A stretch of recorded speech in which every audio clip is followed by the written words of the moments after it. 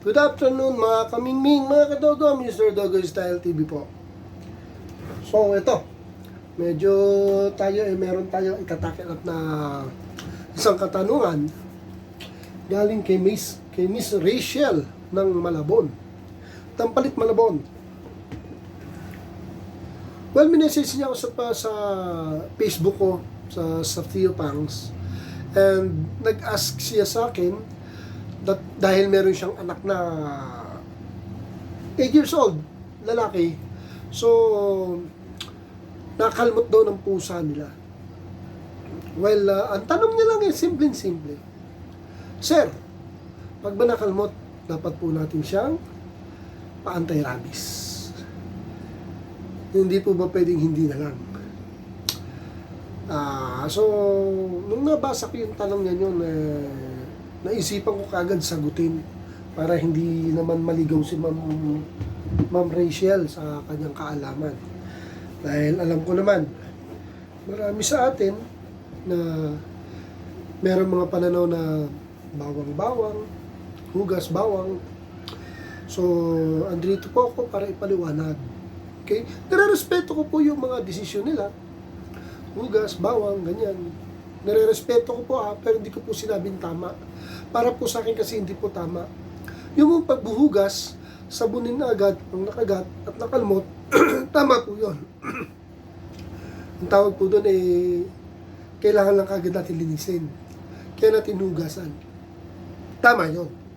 Pero mag-relate tayo sa paghuhugas at pagpapahid ng bawang o kung ano man, mali po yun. Bakit ko po nasabing mali? Remember po, rabies po napaka-fatal. Once na umakyat na sa utak, hindi na po mahabol ng anumang gamot or anti-rabies na vaccine. Ang point ko po dito buhay po nakataya dito. Hindi po natin pwedeng isaalang-alang na ganun-ganun lang. Kasi, paano kung matsambahan tayo? At huwag natin bigyan ng tsansa mabutasan at makatsamba sa atin ng rabies. Kasi rabies po yun, deadly yun. And besides, pamilya po yun. Yung po kasi nga, iniisip natin na malinis naman, alaga natin. Oo, alaga natin. Ay, mga pusa ko nga, alaga ako. Pero pag nakakalmot ang apo ko, pinapa-injection namin. Kasi safety po. Safety first tayo. Even mahal natin yung mga alaga natin. So, of course, mas mahalin natin yung mga member natin sa family. Sa ano pong paraan? Nakalmot na bakit hindi po natin ipabaksin? Di ba? Meron naman pong libreng anti-rabies sa mga city hall, sa barangay. Kukuha ka lang ng indigency, alam ko. Kasi iba sa apo ko na nakalmot, ganun ang ginagawa para ma-libre sa anti-rabies. Yun ang point kasi dito, safety talaga di ba? Mahal natin ang mga alaga natin. Of course, family member yan. Pero once yung family naman natin na nakalmot, nakagat, huwag naman tayo magdalawang isip na panahonan na ipabaksin sila or ipa-anti-rabies para po safety. Okay? Yun, Ma'am Rachel. Tama po yung hugasan kagad natin. Sabunan, hugasan. Pero hindi ko po sinasabing tama yung mag-relay tayo sa hugas lang at paglagay-lagay na kung ano-anong natutunan natin, especially yung mga bawang. Kaya para sa akin, Ma'am Rachel, at alam ko naman, sasang-ayon sa atin ng mga karamihan sa atin na kailangan talaga i-vaccine or anti-rabies. At para safe na safe. Diba? Apo? Okay. Say hello. Hello. Okay. Kita nyo? Siyempre po, mahal po natin ang mga alaga natin. Family member sila. Pero siyempre po, pag yung pamilya rin natin na medyo natamaan ng disgrasya, nakalmot, nakagat, panahonan din po natin sila na ipa-anti-rabies. Okay? Kaya pabaksin, anti-rabies. Safety first po tayo.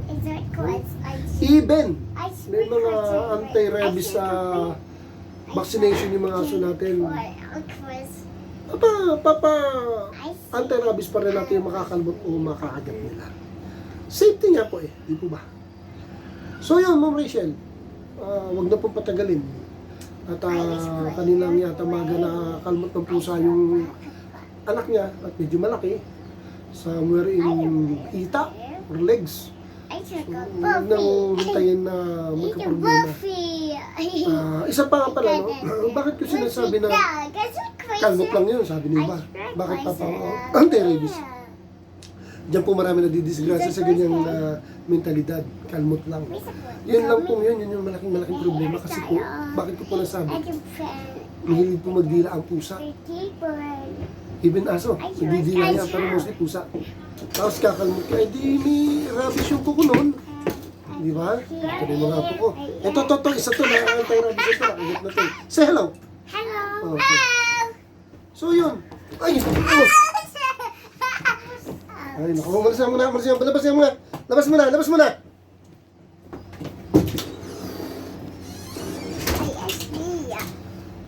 So yun, Miss Rachel, ibaba ko, so yun, Miss Rachel, anti-rabies mo na kagad. Okay, para safe po ang anak natin. Dito na lang po, mahaba po ang ating vlog. Simple lang naman, pag nakalmot, pag nakagat, anti-rabies kagad, para po sa safety. Ganun lang. Okay, see you next time. Bye-bye! Bye-bye! Thank you for watching.